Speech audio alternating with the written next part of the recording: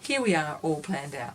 First of all, I took the photos and I reworked them to get a composition that I liked. Then I chose the paper colour. Then I moved on to doing thumbnails, a value mat, and choosing my palette down here.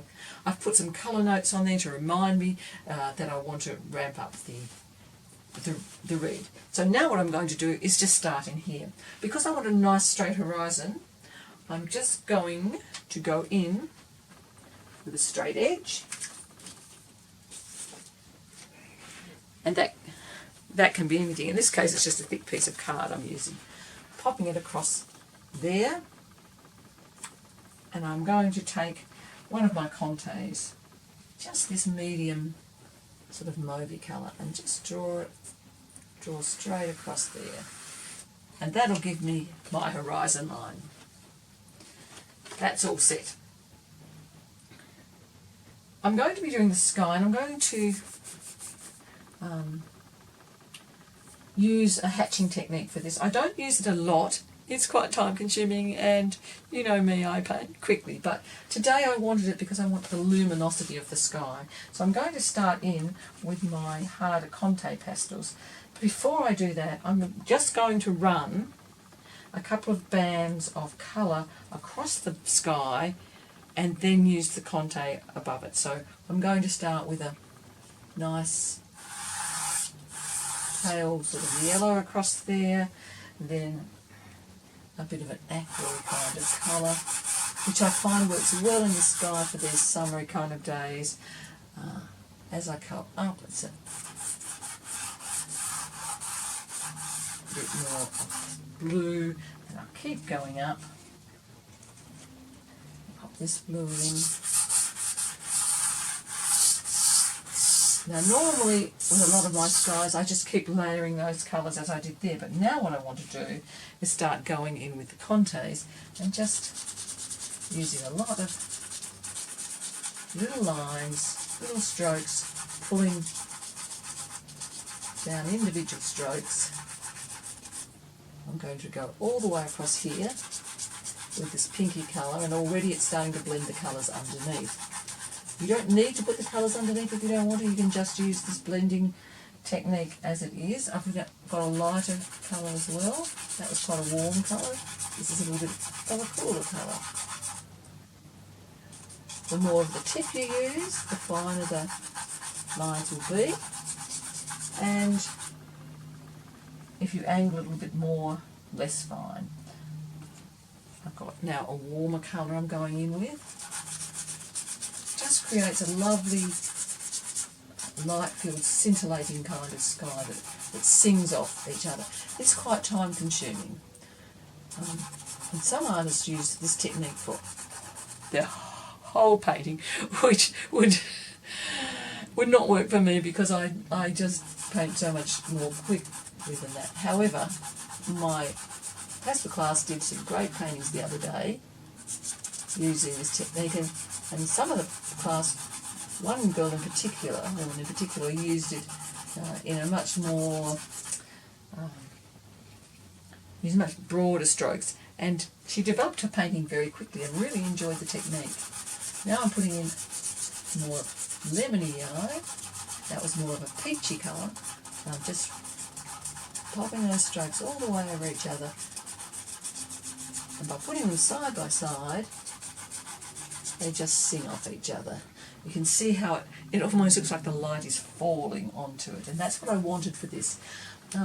You can cross-hatch them the other way as well, and I've seen beautiful paintings where the light just falls straight down out of the sky, so you can do that as well. I'm going to keep layering that up now. I'm going to go back with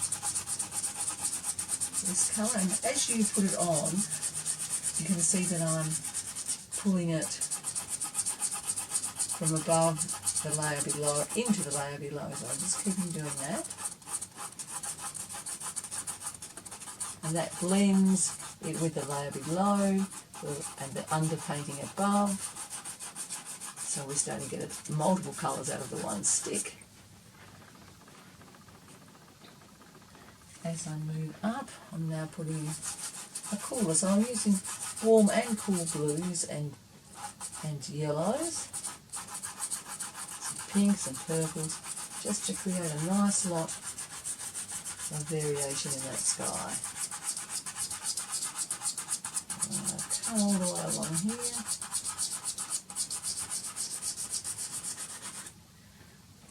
So I'm not forgetting that the sky should grade from lighter up to darker as the sky, as we look further up into the sky, it becomes darker and deeper coloured. So that's what I'm doing here. As we go down to the horizon, it becomes lighter and warmer there. This is the early morning. So I'm pulling that one all the way along.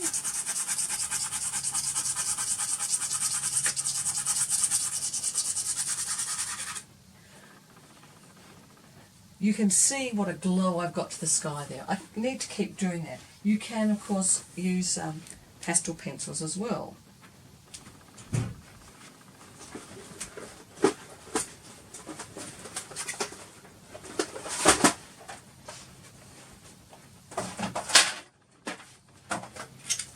So if I pull out my pastel pencils, I can do the same thing with the pastel pencil.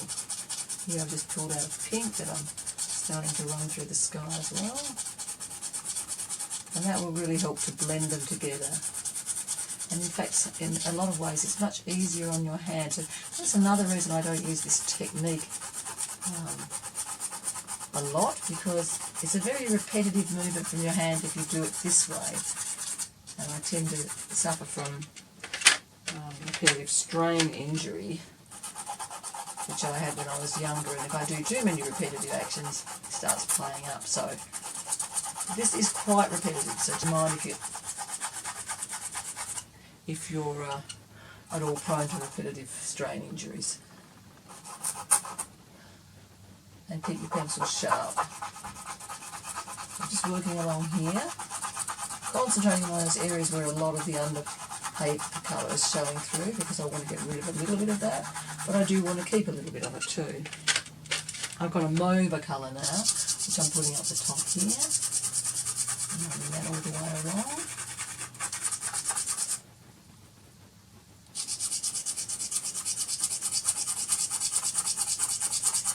It's really a technique that's much more suited to harder pastels and pastel pencils than it is to soft pastels. Because with the soft pastels you can't make a fine enough stroke, and it's the strokes laying next to each other that give it its scintillation. Shall we call it scintillation? So that's some pencils gone into it. It's another time when you can haul out. This is my first box of pastels, and it's the Mungo, just student quality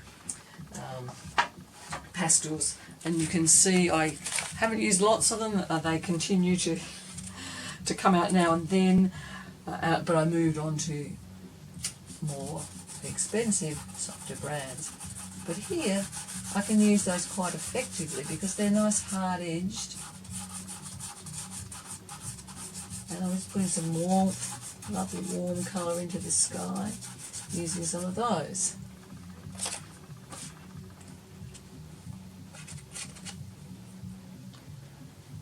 They're very vivid colours, so you have to be careful. I picked up this pink, and that I know is going to be just a lot of colour. So I'm just choosing a small area to put a bit of that pink into. I'm not pulling it all the way across the sky. Letting the sky be a little bit surprising. So let's put those away because they don't have enough colours that I'm after, and I'm going to go back into my selection down here and keep working with that just to finish the blending off.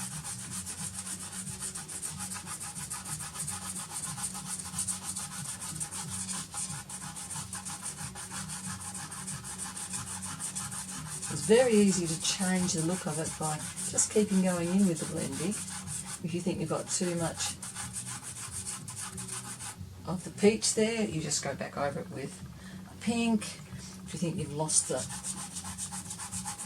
lemony light, the yellowy light at the base, just go back over it with that, and you keep going until you're really happy with the look you've got. You can see that I'm going right down to the horizon too, because I want it to run into the background hills there.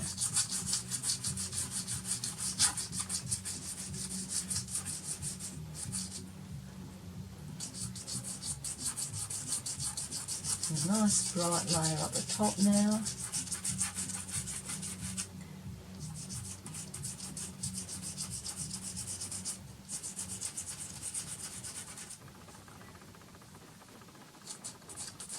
At this stage, a lot of my students say that, oh, there's too much of the paper showing through. And my advice is just wait till you've got the landscape in and then see, because right now it looks like there's a lot showing through, but once you've got the landscape in and you've allowed some to show through the landscape, it will help to harmonise the whole painting, just as if you had painted it with one of your 3-value or 4-value colour underpaintings, and then you allow some of that to show through.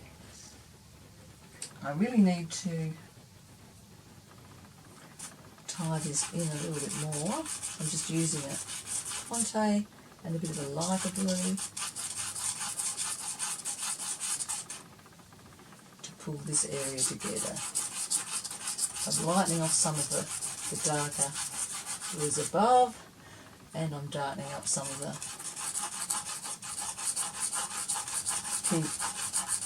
pinks and yellows below. How I think of this is a sky that's raining light, and that's really a lovely idea.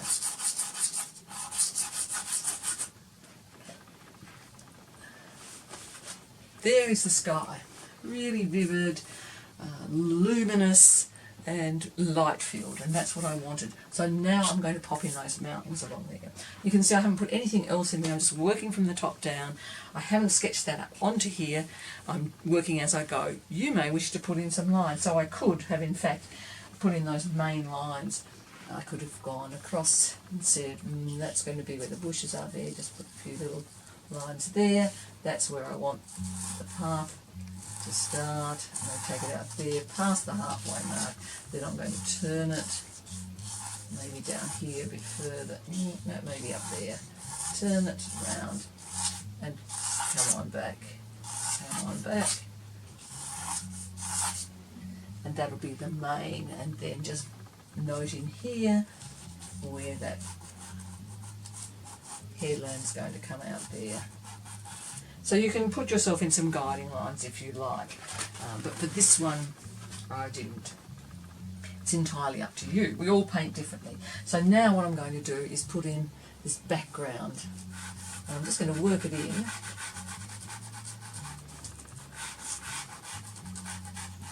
Over that sky.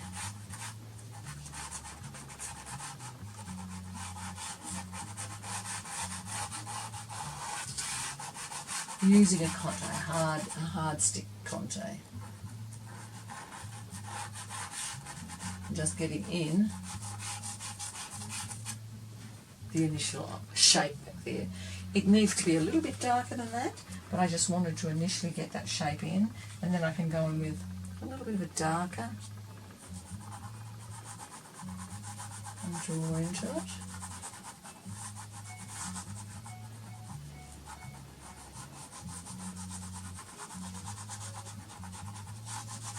I could just keep cross-hatching these as well. This is your opportunity to give a sense of layers in here, so I'm pulling this one a little bit darker because layering will give us a sense of distance, so we know now that that one's in front of that one and this one is in front and that's one that's more distant. So I'm putting in some purple Contes on here just to give us the shape. If I decide I've put that too far, I can always use this little technique I had before to go in and layer it out, because I think I actually want to move using this technique.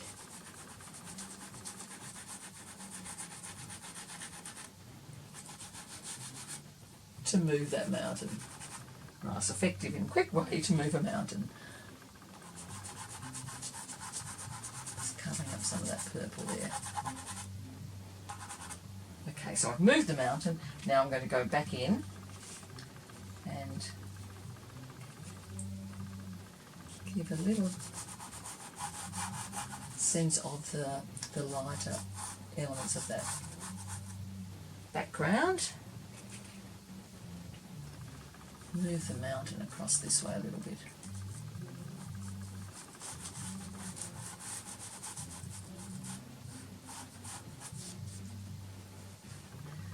That's better. It's not quite in the centre. And now I'm going to sharpen up the edge of this one.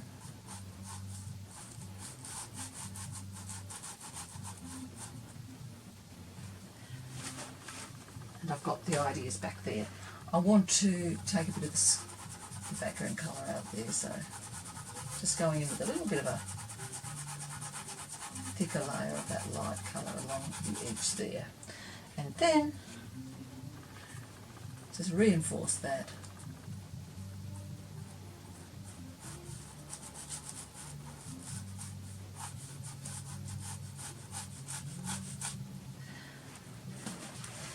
I've set the distant plane now.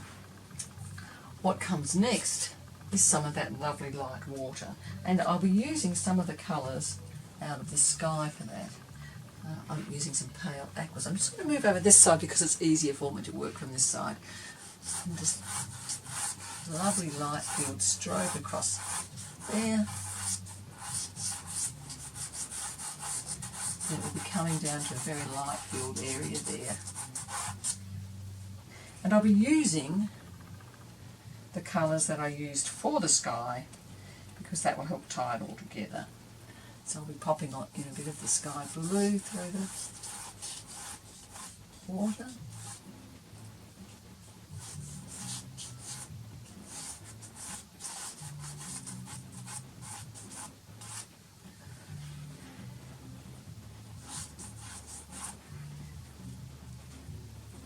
A few little touches of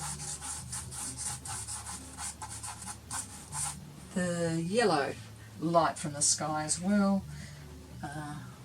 Back in with a couple of greeny bits, aquary bits. And now I've got the water in. You can see that there's sparkling colours of this through, and again I'm not going to fill that in right now. What I want to do is establish a little bit of the reflections that I'm going to get from the sky. Down here, they're quite light.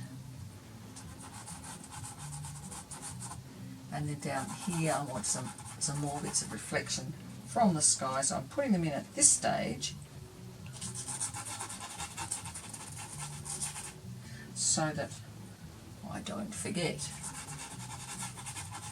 where they go, and it will just help me later on. As I come further down and we get into a bit more of the shaded area, those reflections, a bit of water will become darker, so just blocking those in with a hard conte. Now I've got the kind of shape that's going to happen there. There's a little sliver of water going in here too, and that's going to be fairly light. That will be going in behind these bushes, separating the two bits of headland. So just slide that across there. It's shimmering back there, which is exactly what I wanted, a nice shimmer through there, and I can work on that later on, but right now I'm just going to put in that dark headland, and I'll be using some greens for that. So I'm going to start off with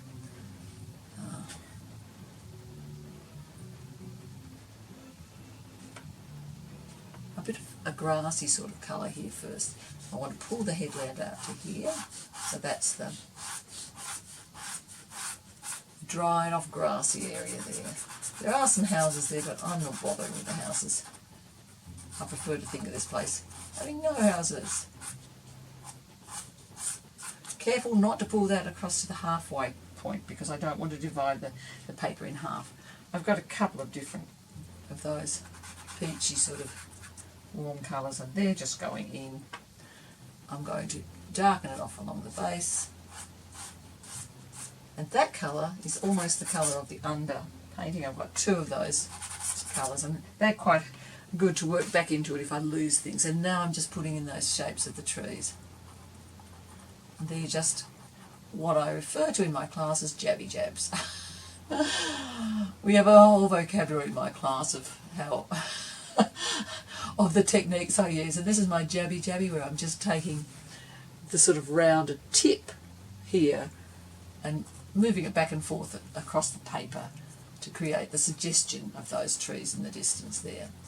Now I've done that all in one value, and it's quite a dark value back there, but I do want to give it some sense of light shining on it too, so I'll just go back with a lighter green and add a few touches of that. And I'll probably go into with this sienna colour just to give it a little bit of warmth on some of those. And later on, let's do it now. I'm just going to put in quite a deep dark base there. So I'm fairly well working this as I go. All the values going in one go. You might like to do it this way. You might be one of those artists that likes to work the whole paper as you go. And sometimes I work the whole painting as I go, depending on what the subject is, and sometimes I'll do it like this, because there's a lot of light there. I want to get that in. I don't want all the light pastel falling down onto my paper. Because I've got the palette laid out, I know which colours I've used, and I can grab one from the sky area to add in a bit of a highlight somewhere, something from the dark pile to add in the darks, and it'll still be harmonised because I've laid out the palette when I start. And it does make it easier than just grabbing pastels out of the box as you go, although that is a technique I use as well. I'm really liking how this is coming up at the moment. I now need to work forward and catch all this area here. This has another layer of those little bushes there. They're lower than these. These are more trees. These are just little shrubby bushes. So I'm putting that in now. I want some of it to come up over that sliver of water, so it semi-hides it and helps connect those two areas of land, but I want to be able to see a glimpse of the water. So there are a few of these little shrubs, and I'm putting them in now around the other to remind me of where they're going to be. So that's coming in there, and there's another layer of it here. And so we've got 3 layers of those, and then this final large one coming in here, which I had to remember to move up from the reference. Shouldn't be looking at that except for some colour notes. I'm looking over here to see where I've placed things, and that big shrub is going up there. So I've just blocked in those major shapes. Now the rest of it is very free form. It's going to be a lot of greenery, and it's just going to be side of the pastel pulling it up. Now these kind of come out in almost cushions, so I'm making these cushiony shapes as I go, so placing the pastel on and moving it in a round kind of motion, so that this little creek bed here waterway will come in. It won't have hard edges like that. And one of my class was asking me, how do you get pathways and so on looking natural? Well, you have to pull them into the vegetation. Unless they're a man-made path, they don't really. The whole point of this area is to just let some of this show through, to keep a bit of a dark base on some of those bushes. I want to keep it fairly loose and just set up some sort of rhythm of these edges here. where it's coming into the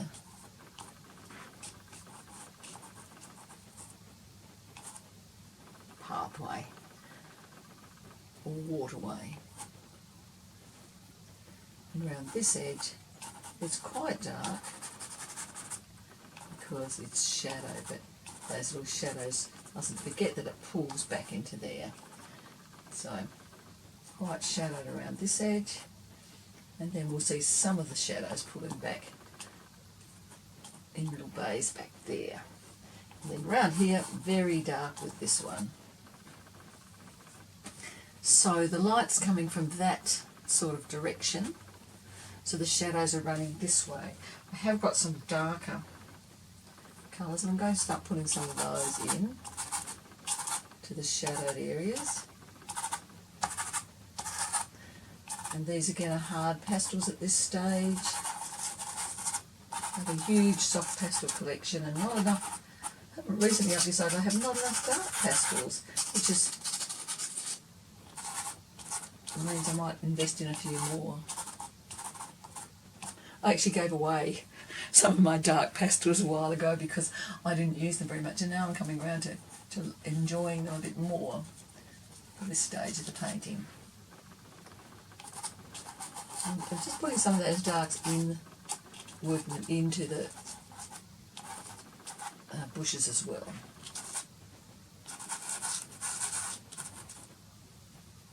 So that's a little bit of dark going in now with the blue. So I've got dark green, I've got blues, and I've got purples in there, so that I've got a bit of a mix. Don't just put in what you see, just having the blues would be a little bit boring.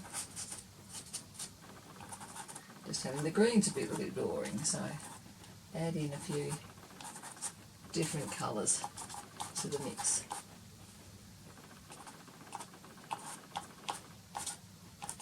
And that'll give it a little bit more variety and interest.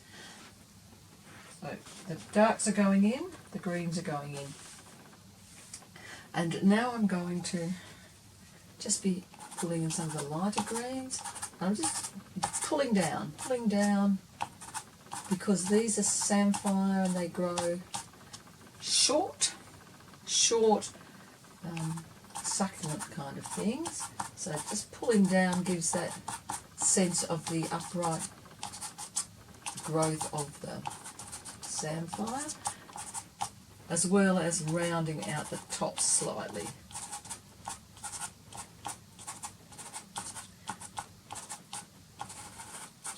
Because they do sort of grow in a little bit mound-like as well.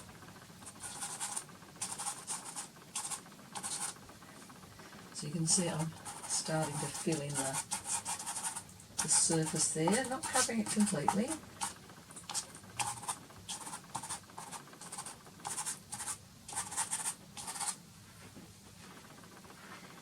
I want to put quite a dark area here where it's quite wet still. I'm just using a dark reddy sort of colour to pull back into the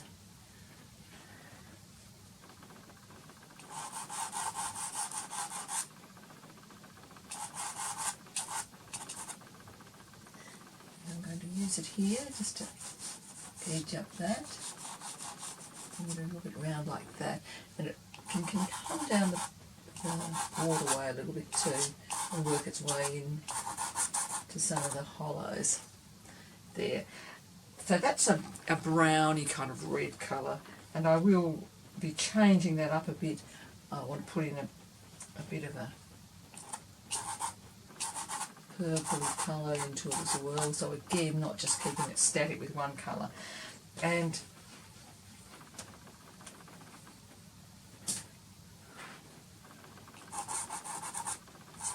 even this bluey grey as well, purpley blue grey.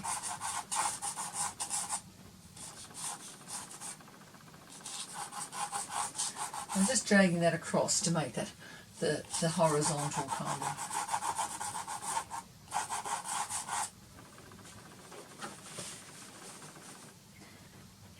And I'll go back in to re-establish some of that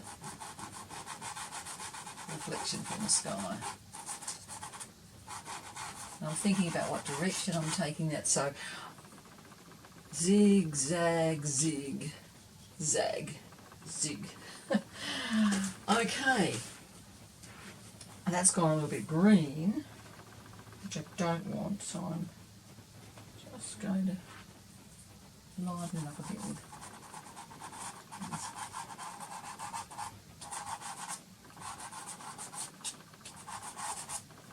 pinky colour. I'm going to keep working back and forth into there, and I'm going to start using some of the reds as well, and some of these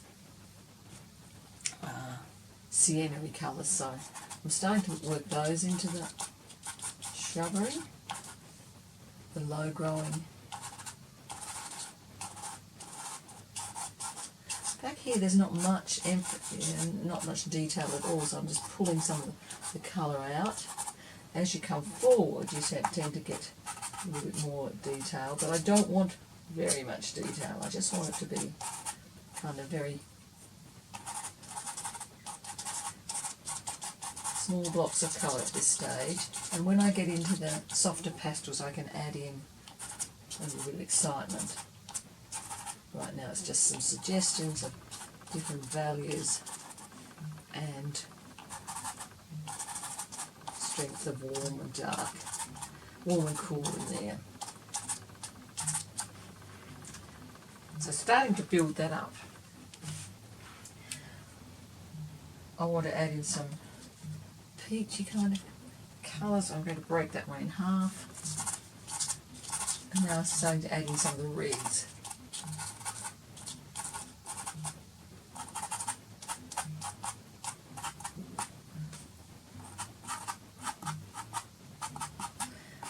Remember I said I want to ramp it up a bit, so that's what I'm doing, adding in these reds. I'll be needing to add in a whole lot more greens as I go, but the reds are starting to go in. Here's an even deeper red.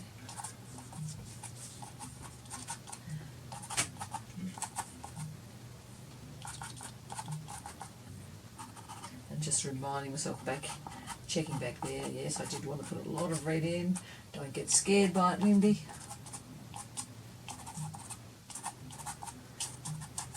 And you can see I'm using a few different reds in the harder pastels to just block in those.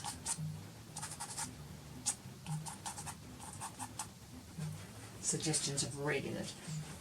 At this stage I want to work out what I'm going to do with this pathway too. It's got a little bit narrow here. I want to work some of it back into the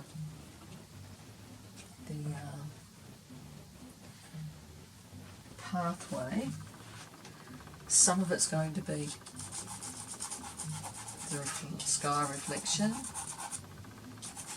Move that quite far back into there. I'm also going to use really browny colour. Just layer them up a little bit, you know, in a fairly random sort of way. I'm not forgetting this side, because I don't want to have it all one side being.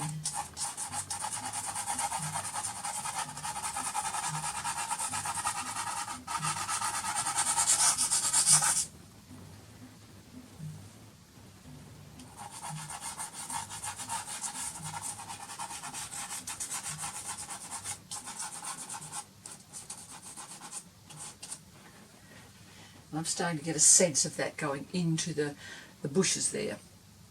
The little samphire. I can edge it up with some little squiggly lines so that I've got more than just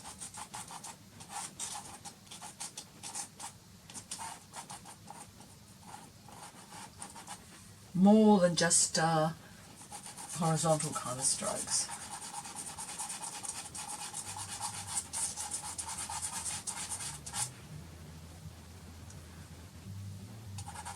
That is kind of quite dark there. So I'm pulling that back a little bit into that.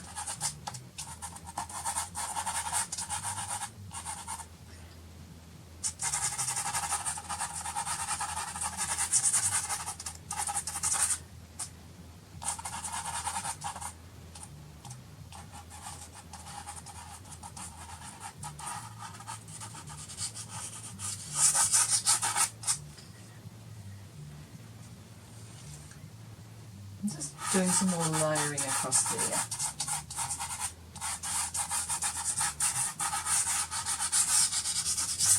To create the bed of this suggests it's a bit dried up, whereas back here it's wetter.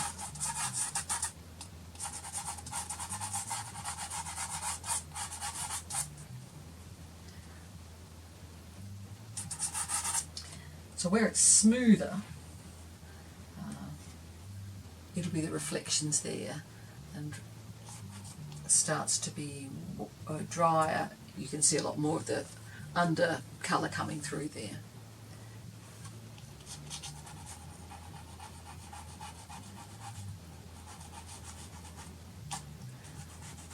I'm adding in some purples here to the shadowy areas, darker areas of the grasses.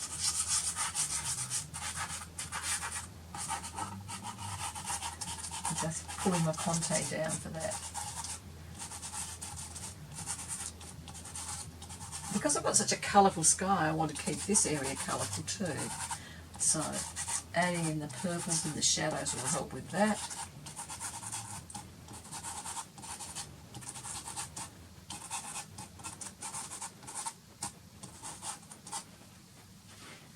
And just keep it singing along there, ticking over nicely. I will need some very much lighter areas of the grasses too, so I've got this very light greener one, and we'll add in some little patches of that as well, and see how that suddenly makes the rest of the grass sing.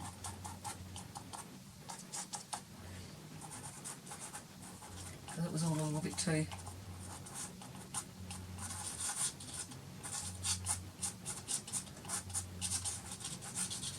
flat and getting a little bit too dark for my liking.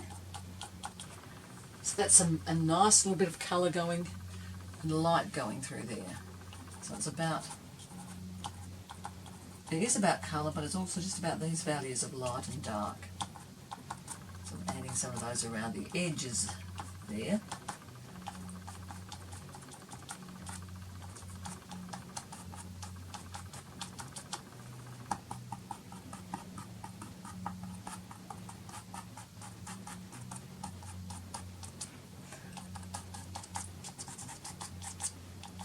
And I'll be coming back in with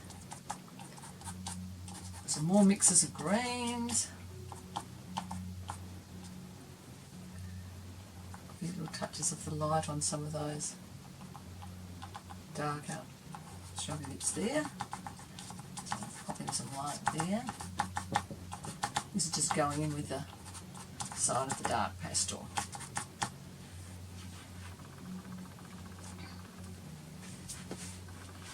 The aim is to build up a richness there, and you can see that it's starting to build up a nice rich pattern of colours and values going through there. I want to pop in more reds. So here I go with some more reds.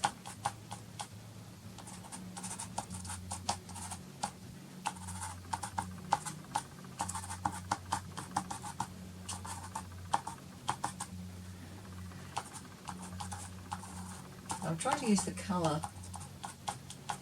as drawing me through as well, so there won't be so much red here or here. There'll be red, red, red, not so much there, and then it helps with the pattern moving through the painting as well.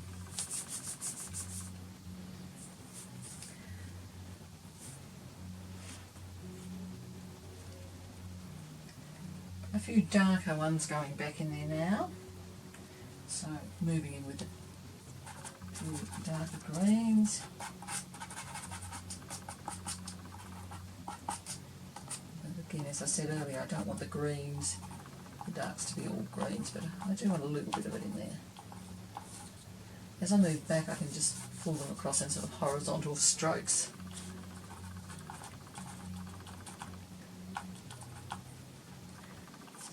So as I go back there, just working into that shrub a little bit.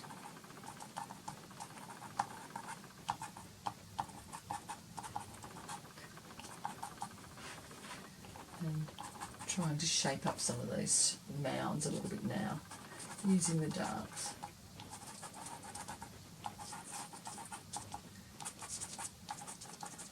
And also to make it less, don't want it so light and colourful out at the edges. I want to keep the eye in the painting, so I'm just scrabbling the darker greens out towards the edge a bit to keep our eye back in this area.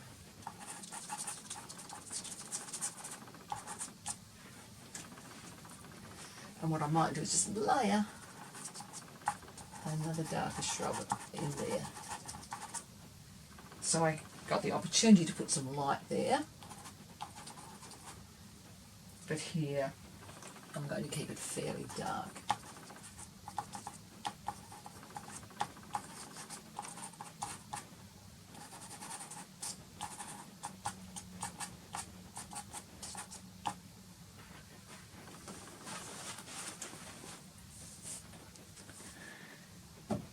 You need to step back and assess it every now and then. It's coming along fine. I do need to sharpen up some of these edges here, so I'm going to go back in with some of these contes and do a little bit of drawing in there as well, just to help, especially down here. It's really needs a little bit more definition around these areas.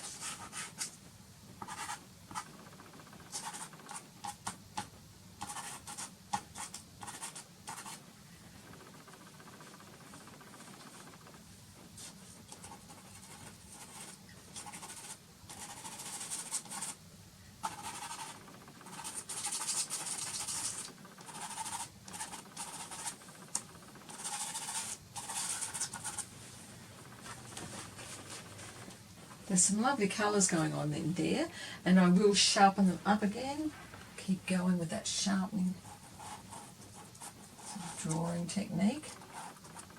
It's nice to have some much looser, but a bit of drawing can really help give you some contrast.